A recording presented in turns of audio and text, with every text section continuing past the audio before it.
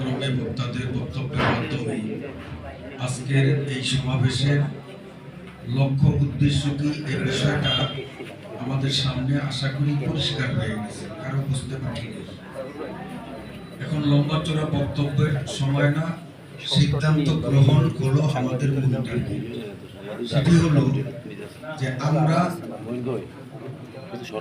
আগামী যে 12 তারিখ নির্বাচন আসতেছে, এই নির্বাচনে প্রথম 1 নম্বর কথা হলো আমরা এখানে যারা উপস্থিত হয়েছি সর্বপ্রথম আমি আমার ব্যক্তিগত মতামত প্রকাশ করলাম। আমার ভোট আমি এর স্বেচ্ছায় ইনশাআল্লাহ হাত পাকাই দেব। আপনারা একমত? কে কে একমত আছে? মাশাআল্লাহ, এটা 1 নম্বর কাজ। দ্বিতীয় নম্বর কাজ, আমাদের বন্ধু মহল, আত্মীয় স্বজন যাদের সাথে আমাদের মোটামুটি সম্পর্ক আছে, আমি বুঝাইলে আমার কথায় সে প্রভাবিত হবে।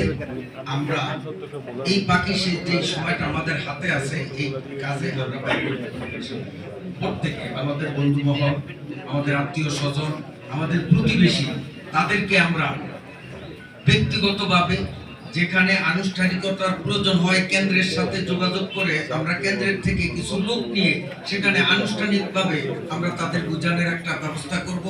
আর যেখানে আনুষ্ঠানিকতার প্রয়োজন নেই, আমি একা বললেই চলবে, সেখানে আমরা একা একা ইনশাআল্লাহ বুঝাবো। 10 জনকে যদি আমি টার্গেট করি, আর না হোক অন্তত একজন তো হবে।